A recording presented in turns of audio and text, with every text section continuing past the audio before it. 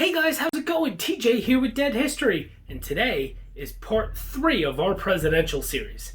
And we're going to be talking about the guy behind me, the third president of the United States, Thomas Jefferson. This guy right here on my shirt. He just so happens to be my favorite president of all time. And we're going to do things a little bit differently this week and moving forward. I noticed the videos were getting a little lengthy, so anytime I have a lot of information to share with you guys and show you, I'm going to break it down into at least 2 parts. So today's going to be part 1 of our Thomas Jefferson installment. What I want you to do first though is hit subscribe down below. Give us a like, thumbs up, leave some comments, I'd love to answer some questions. And of course, hit that little bell, that notification button, so you can be notified every time we release a new video. And do me a favor, sit back, relax, and enjoy part 1 of the presidential series part 3, Thomas Jefferson. And this is Dead History.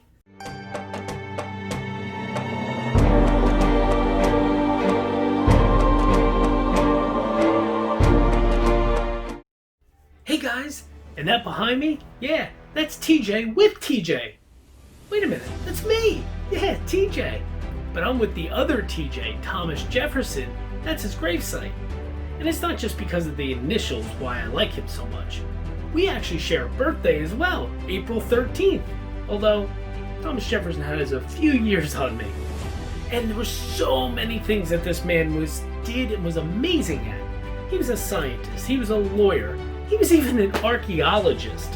He was so into dinosaurs and dinosaur bones that he actually has fragments of a mastodon skeleton inside of his home in Monticello. And I'm going to show you that in a little bit. He also was what you would consider nowadays to be a foodie.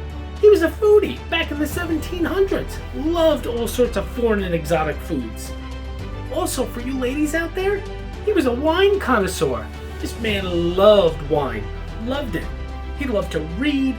And, he did author that really famous document. You might have heard of it, the Declaration of Independence. Yeah, that was all Thomas Jefferson. He penned it from start to finish. Yes, it was revised. Yes, John Adams, Benjamin Franklin, and others helped him revise it. But the original, from start to finish, that was written all by Thomas Jefferson himself. An amazing, amazing person. So, what I want you to do is sit back, relax, and enjoy part 1 of our presidential series part 3, Thomas Jefferson. Hey guys, TJ here with Dead History, and this is going to be part 1 of our presidential series part 3, Thomas Jefferson.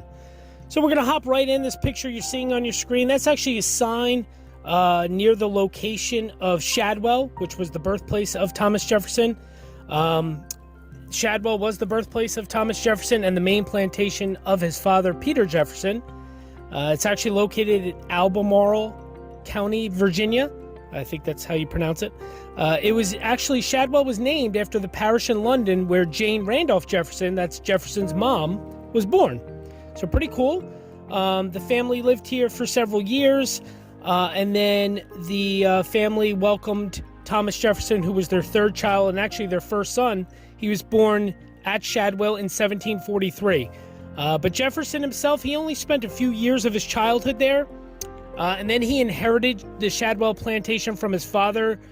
And then in February 1770, the 1.5-story frame house that used to be there that Jefferson was born in burned down. So the surrounding acreage just kind of continued to serve as a farmland. And unfortunately, this sign is the only remnants of that birthplace, because as I just said, the actual original house burnt down. There's just woods near here, so it's really just a kind of an approximate location of where the homestead used to be. Pretty cool though, still cool to see. So obviously, I stood probably within 100 yards or so of where Jefferson was born when I took the picture of this sign. Next, we're going to move on to actually the Jefferson Memorial in Washington, D.C. And the Jefferson Memorial was actually built between 1939 and 1943. And it was under the guidance of President Franklin D. Roosevelt at the time. And then in 1947, the big bronze statue that you see inside the memorial, that was added to the memorial itself. And a pretty cool fact about the statue, it's actually 19 feet tall and weighs over 10,000 pounds. So it's a huge statue. Some fun facts about the memorial itself. Of course, it is in Washington, D.C., right across body of water there. You can look right across and see the Washington Monument, so it's really cool. It was actually originally supposed to be a memorial to Teddy Roosevelt, but there was no funding available, so that kind of fell through. Franklin Roosevelt, like I said, who was president at the time in 1934, he personally contacted the Commission of Fine Arts about creating a memorial for Jefferson. He really wanted this to happen. So he's the one that kind of really got it going, which was really kind of cool. What else can I kind of say? The statue is, like there's kind of a thing around it. It's said to be keeping its eye on the likeness of other founding fathers, which is kind of cool. It's supposed to be like he's meant to be watching over the White House.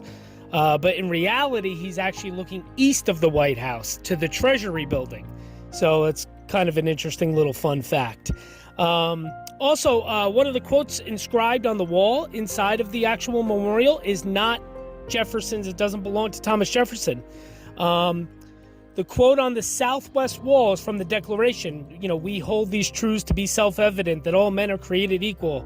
The first part, we hold these truths, was Jefferson's, those were his words.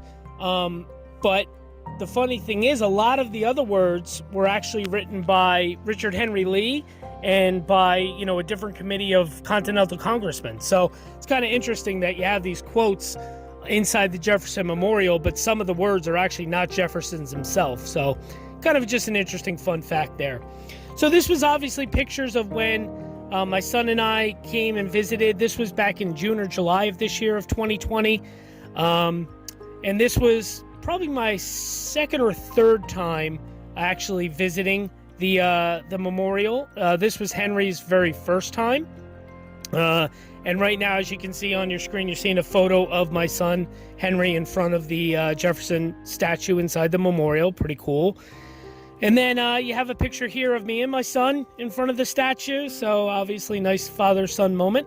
Aww. And the very last picture here I'm going to show you and keep up on the screen for a couple minutes is a panoramic shot that I took inside of the memorial during our visit.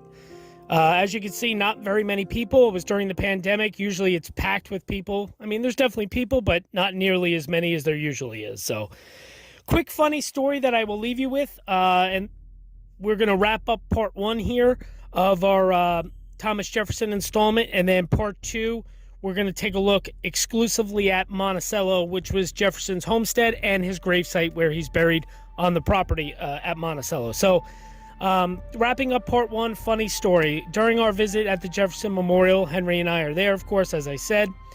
And it's pretty wide open, as you see. There's no real, doorways.